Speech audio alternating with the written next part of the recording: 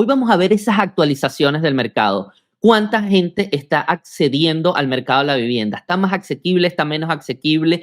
¿Hay más solicitudes, menos? No sabemos. Hay mucha información que nosotros estamos tratando de ver de forma transparente en este podcast y el 2024, recuerda, está marcando la tendencia de la década. Lo que vaya a suceder entre el 2020 y el 2030 empieza en el 2024, porque los 3 primeros años tan convulsionados no están marcando la diferencia.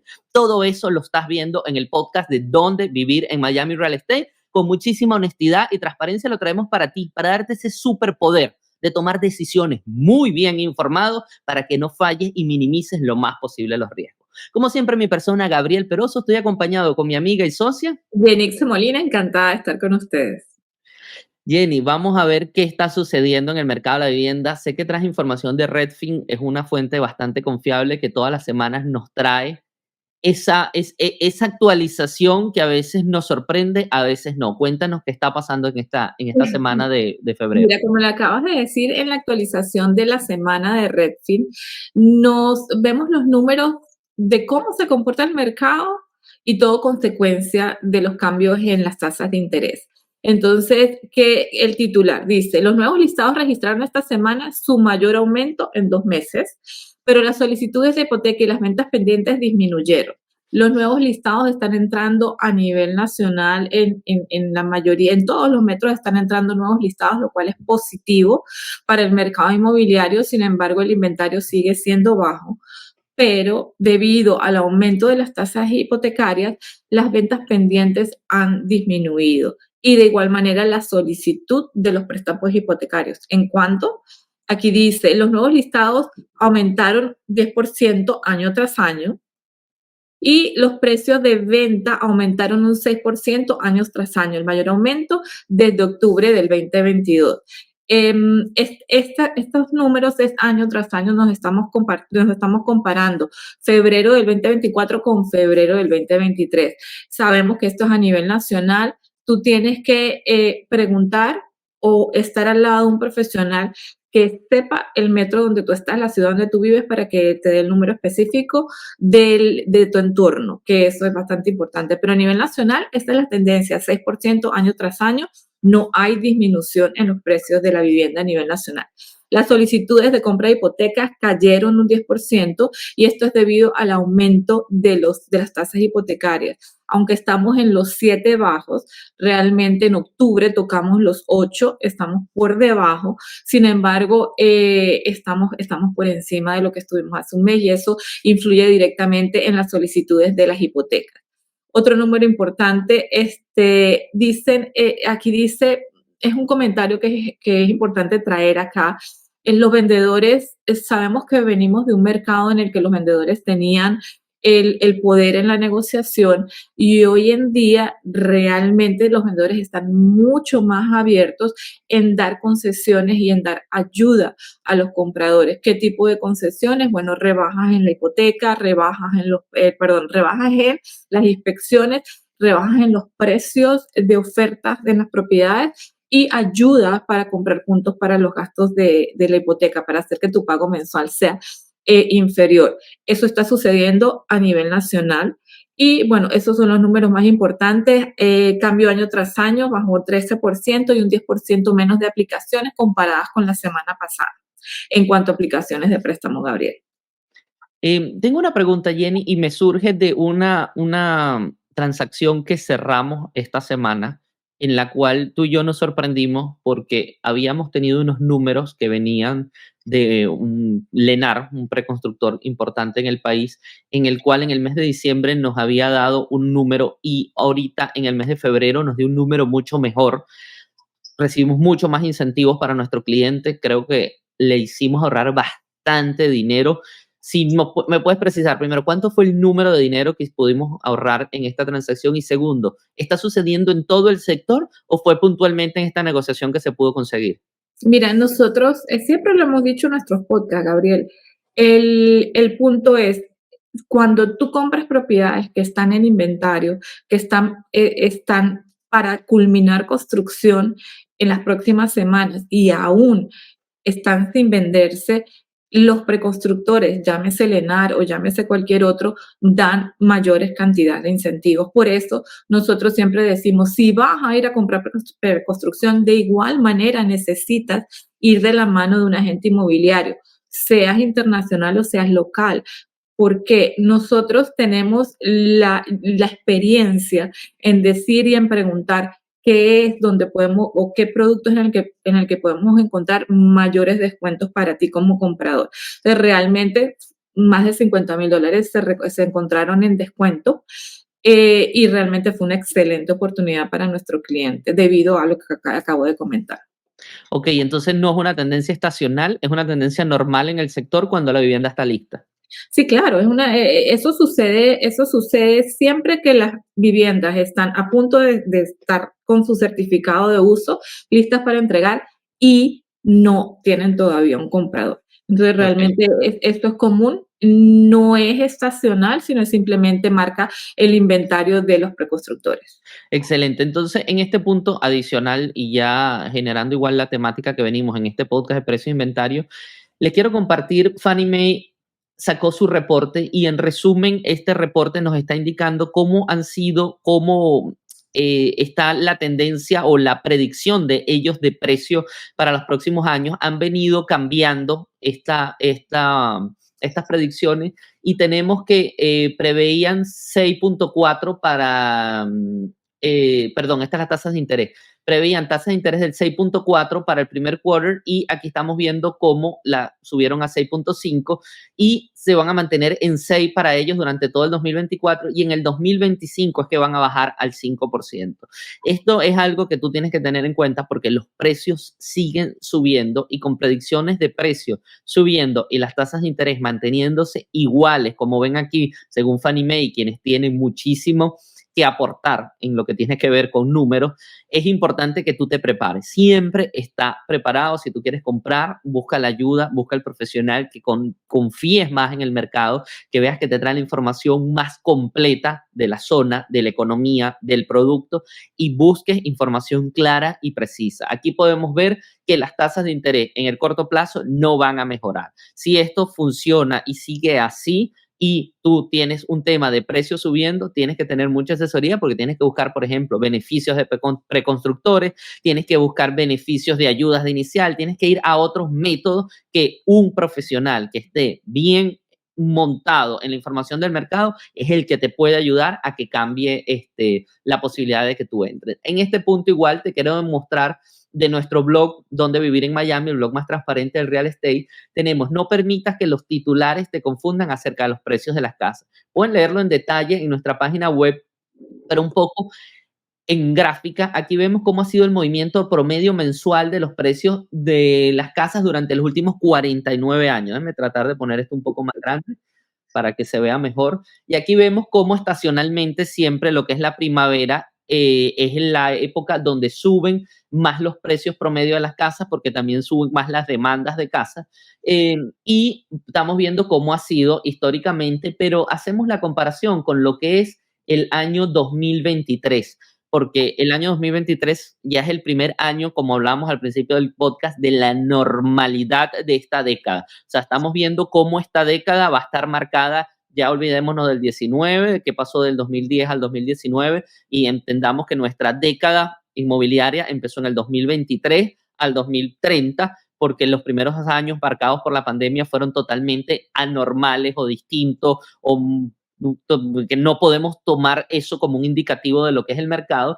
Y este año 2023 estuvo muy parecido a lo que es el histórico. Estamos viendo cómo aquí tenemos meses en los que subió más el precio, en verde vemos cómo subió el precio, pero igual se mantuvo una línea muy parecida a lo que es el histórico y nada más en 2 meses cayó el precio, pero básicamente fue en los 2 meses en los cuales normalmente el precio sube menos históricamente. Entonces, evidentemente sube menos históricamente en un año marcado por un post pandemia, el precio bajó, pero bajó apenas un 0,5% y un 0,2% en lo que fue el mes de diciembre, de noviembre. Entonces, estamos viendo cómo efectivamente esto viene de Case-Shiller. Case-Shiller tiene información, la información más cierta en lo que tiene que ver de precios del mercado, porque ellos no solo hacen el estudio a nivel de precios generales de venta, sino se van hasta los registros públicos y examinan el precio final de venta de los títulos. Así que efectivamente aquí vemos cómo el primer año marcado por la normalidad de esta década fue el 2023.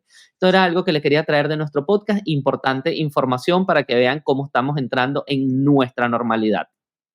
Interesante, Sí, muy interesante, Gaby, sobre todo porque vemos que, como tú dices, te mueve con la estacionalidad y adicionalmente los niños, las vacaciones de los niños también influye bastante en estos precios. correcto, sí. Y el invierno también influye en la mayor parte del país, hacia finales del año, donde la gente se le hace más difícil vender, o lo que es la temporada decembrina es más Thanksgiving, ya noviembre está en función a regalos, en función a familia, en función a viajes, y la gente no compra vivienda. Es Sé que cierto. tienes información de Florida Realtors. Mira, Gaby, esta es una pregunta muy frecuente que nos hacen los clientes y salió en un artículo de Florida Realtor que dice ¿cuándo mejorará la asequibilidad de la vivienda?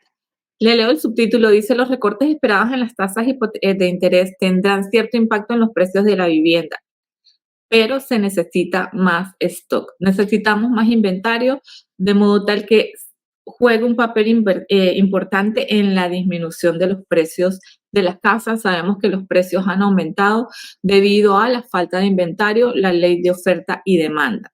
Adicionalmente, dice, los precios de la vivienda en Estados Unidos aumentaron un 5.5% en el 2023 y lo acabas de mencionar, 2.8% se espera que aumenten en este 2024 según CoreLogic. Los alquileres se dispararon un 23.9% y los precios de la vivienda aumentaron 37.5% desde el 2000 hasta el 2023. Este es un aumento bastante elevado, tanto en rentas como en el valor de la propiedad. Por eso la asequibilidad ha sido tan afectada en estos últimos años. Usualmente es normal que los precios de las viviendas aumenten, pero este aumento tan grande no llevaba ninguna relación al ingreso de la familia y por eso hoy en día es tan difícil calificar o es más difícil que antes calificar para la compra de una vivienda. Estaba ayer comentando con un cliente que hoy en día es bastante común ver que tú te calificas para la compra de una propiedad o con tu papá o con tu hijo para poder lograr la compra de una propiedad de precio medio. Estoy hablando en cualquier ciudad de los Estados Unidos. ¿Cómo llegó el mercado inmobiliario a esta situación? Pues todo viene a raíz de la pandemia. Realmente la pandemia que creó algún problema económico que se quiso resolver con la disminución de los intereses hipotecarios. Y debido al bajo inventario por la pandemia y los intereses hipotecarios bajos, se generó una demanda bastante superior a lo que me podía cubrir el inventario y eso generó el aumento tan vertiginoso en los precios de la vivienda. Todo paró cuando las tasas aumentaron de una manera también bastante drástica, tocando en octubre del año pasado casi el 8%. ¿Cómo se puede resolver esto? Acabamos de hablar inventario, pero adicionalmente se espera que haya una disminución en los intereses. En el podcast de ayer nosotros hablamos de qué es lo que se espera. En este año se esperan algunos recortes, pero jamás veremos en el corto plazo los intereses de 2 o 3% que vimos durante la pandemia. Aquí dice, debido a que los precios de la vivienda han subido un 40%, no importa cuánto se ajusten las tasas hipotecarias. Realmente habría que bajarlas al 2% para recuperar la asequibilidad de la vivienda. Entonces, volverán pronto a un 2 o 3%. Sabemos que esto no es probable en el futuro cercano. 5%, 6% con los precios actuales, la asequibilidad de la vivienda va a seguir siendo un poco drástica, un poco difícil de alcanzar, pero siempre existen las formas, si tú te preparas, como nosotros lo decimos siempre, prepararse es la clave para poder comprar una propiedad. ¿Cuáles son las tendencias de los precios de las viviendas en Estados Unidos? Solo les saco una oración, dice, pero ningún estado vio los precios de la vivienda que disminuyan. Realmente ningún estado en este último año ha visto que los precios de la vivienda disminuyan. Sin embargo, como siempre lo decimos, tienes que ir a un especialista de tu área para determinar cómo tanto la zona geográfica como el producto que tú estás buscando se están moviendo. Nosotros aquí en el área de Miami vemos lo diferente que se mueven los condominios a los single family home. Lo mismo esto puede estar pasando en tu zona, entonces simplemente no te quedes solo con esta oración, ve siempre al especialista. ¿Cómo están ayudando en los formularios de los políticos? Bueno, algunos estados y unas ciudades están haciendo las leyes que sean más amplias de modo tal que se puedan construir y se pueda mejorar el inventario y lograr que se mejore la asequibilidad de la vivienda. Eso es lo que tengo de este artículo que es importante, Gabriel. Excelente análisis, bastante completo de todas esas preguntas que nos trae Florida Realtor. Yo quiero agregar rápidamente algunas estadísticas, temas de inventario. Aquí tenemos el total de inventario desde el año 1982 hasta el 2023 de lo que son. Vemos la parte azul, son las single families nuevas, el inventario de single families no vendidas. Esto incluye, el nuevo inventario incluye las no comenzadas, las que están en construcción y las que están completadas. O sea, básicamente es todo lo que tiene que ver con nuevas viviendas. Aquí vemos cómo está cercano al 500,000 de viviendas en el 2023, al final del 2023, y esto es las viviendas existentes según la Asociación Nacional de Realtor, aquí está la ANAR. Lo interesante de este gráfico es ver cómo efectivamente no estamos a unos niveles como estuvo en la crisis del 2008, pero estamos a unos niveles que se están acercando a la última década. Aquí estamos viendo esta última década, cómo efectivamente estábamos aquí, están empezando a subir. El tema de inventario sigue siendo un tema importante que nos está marcando la asequibilidad, pero la nueva vivienda viene subiendo. Es algo que habíamos hablado en el podcast de tasas de interés en esta semana, en el cual entendemos que el grave problema sigue siendo el inventario. Cuando se habla de que hay compradores institucionales, no son los que están marcando la tendencia del mercado, sigue siendo el inventario. El tema de precios sigue afectado por el inventario, el tema de las grandes ciudades sigue afectado por el inventario, y aquí vemos cómo hay un esfuerzo importante de los nuevos constructores, primero por pescar esa parte del negocio, con un adicional de lograr que efectivamente estas viviendas ayuden a paliar el tema de inventario. Adicionalmente, estamos viendo aquí lo que son los new listings. Estamos haciendo comparaciones entre el 2019 y el 2024. Aquí vemos en enero cómo se comportaron los distintos años. Vemos como el 2019 entraron 400,000 viviendas en el mes de enero. Y aquí vemos como todos los años ha ido cayendo, pero vemos una ligera recuperación hacia el 2024. Esto es interesante. Aquí vemos cómo cayeron hasta el 2023. Todos los meses hemos tenido menos new listing hasta diciembre, donde vemos noviembre y diciembre, donde ya el 23 empieza a marcar la recuperación y el 24 mantiene esa recuperación. Esperemos que esto siga así y empezamos a marcar tendencia de new listing, porque como seguimos hablando, el inventario es el factor primordial en estos momentos en materias de asequibilidad. Adicionalmente, justamente lo que hablábamos podcast anterior y ahorita les mencioné cómo están influyendo lo que tiene que ver con los grandes actores del mercado corporativo comprando viviendas para rentar. Vemos como American Homes for Rent tiene 59,000 viviendas en su inventario, pero en el cuarto trimestre del 2023 ellos compraron 481 y vendieron 241. O sea, efectivamente no están acumulando inventario. Aquí vemos todo lo negro, es la cantidad de viviendas que ellos han vendido. Ellos están actuando como un actor más del mercado, comprando lo que les es una oportunidad y vendiendo lo que ellos consideran que es un mal negocio, y efectivamente quitan viviendas del inventario y sacan viviendas del inventario. Gabriel, están renovando inventario. Sí, ese es otro tema. Ellos compran viviendas usadas muchísimas veces y ya la vivienda que le está dando problemas, ellos la están renovando. Y aquí vemos estadísticas de Invitation Home, otro de los grandes actores, con 84,000 viviendas. Aquí podemos ver cómo ellos están sacando y metiendo viviendas efectivamente de la misma forma, más o menos en las mismas cantidades. Y aquí compraron muchísimas más viviendas porque compraron otra empresa que es Starwood, al comprar otra empresa se le unió a su inventario toda esta cantidad de viviendas, pero no son viviendas nuevas que salieron, sino simplemente es una fusión entre empresas. Por último, quiero traerles lo que es cuánto está durando la gente dentro de una vivienda. Creo que lo hablamos la vez pasada, Jenny, en el podcast de la semana pasada, pero aquí está interesante desde el punto de vista de verlo gráficamente. Del 2005 la gente en promedio duraba 6.5 años en una vivienda y compraba una nueva. Aquí vemos cómo la gente se ha quedado más tiempo y ha empezado a bajar nuevamente en el 21 hasta el 23. Sin embargo, está duplicando lo que era el 2005. O sea, la gente compra una vivienda y permanece mucho más tiempo. Esos son temas más de macroeconomía, pero esto afecta muchísimo al inventario porque quiere decir que son una cantidad de viviendas que no están rotando en el inventario, sino que quedan en manos de un solo propietario y no vuelven a salir. Y si vemos que en la década del 2010 al 2020 se construyó bastante poco vivienda, hace que no entrando viviendas como estas nuevamente al mercado de manera rápida y los constructores no inyectando más viviendas, el mercado se vio afectado. Por eso estamos hablando que el 2023 y el 2024 están marcando el inicio de la era del 2020, ya debió comenzar en el 2020, lamentablemente comenzamos fue con una pandemia, pero aquí podemos ver cómo quizás estamos volviendo a niveles normales, constructores inyectando viviendas al mercado, las personas saliendo de las viviendas. Vamos a ver qué sigue sucediendo en el Claro, claro. 2024. Y si adicionalmente a esto le sumamos el aumento de la población, la demanda ha Sí, aumentado. La demanda ha correcto, aumentado. muchísimo, Ujú. muchísimo.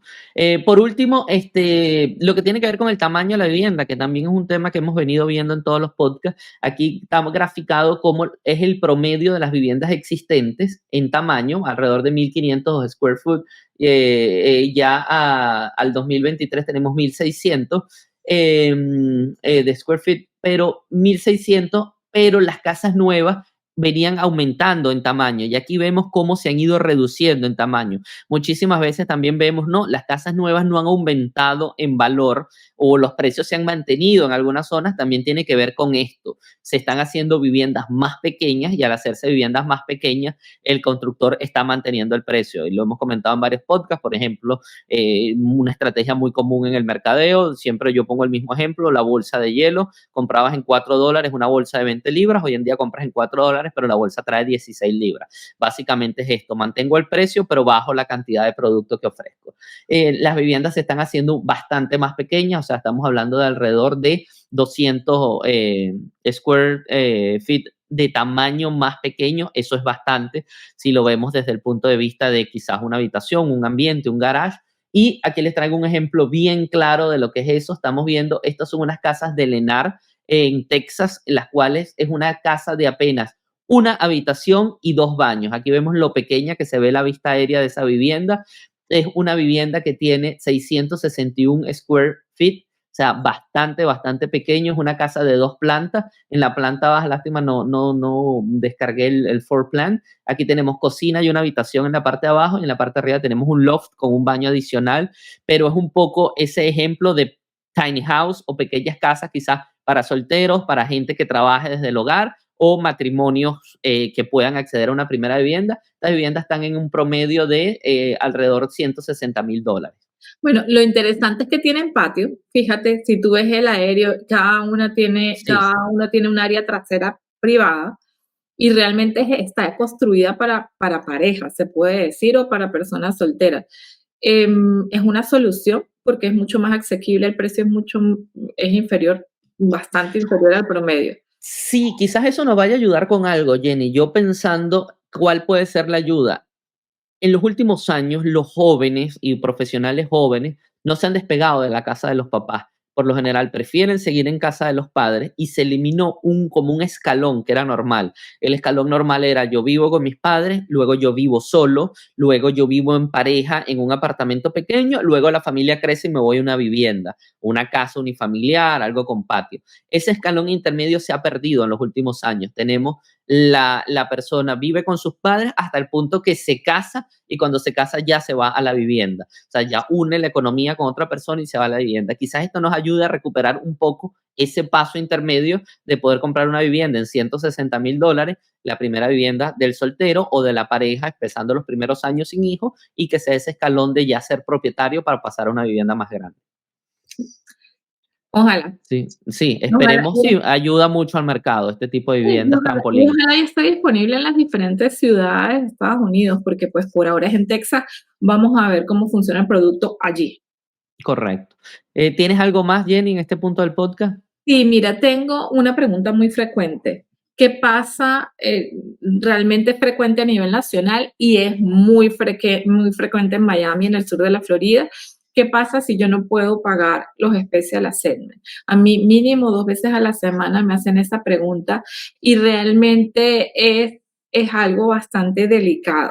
Un Special Assessment es un pago adicional que tú tienes que hacer dentro del pago mensual de tu asociación y va hacia ciertas reparaciones o ciertos amenities que tienen que repararse en la comunidad para traerlos al día. Pues llámense techos, llámense los roads o los caminos, llámense piscinas, sensores, lo que sea.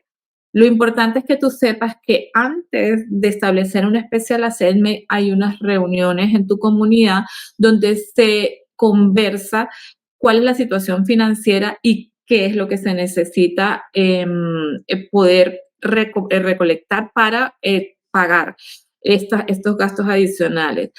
Trata de tener ser más activo en lo que son las reuniones de la comunidad para que estés informado y sepas qué es lo que viene. Por ley, las asociaciones tienen que mantener sus áreas comunes en buen estado y adicionalmente tienen que tener reservas. Esto sucedió aquí en la Florida debido al lamentable incidente que sucedió en Surfside. Existe una nueva ley y vemos muy común apartamentos o condominios con asociaciones bastante elevadas. ¿Qué pasa si yo soy un antiguo dueño? Donde mi asociación eran $300 y hoy en día mi asociación son $1,000 y mi economía y mis reservas no me permiten poder pagar. Un problema súper común hoy en día. La solución es, tienes que hacerlos, tienes que pagarlos. Si no puedes hacerlo, realmente te recomiendo salir de la propiedad.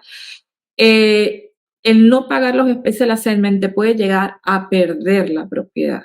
La mejor actitud es estar del lado de la asociación y en conversación con la asociación, que sepan del problema económico por el cual estás pasando.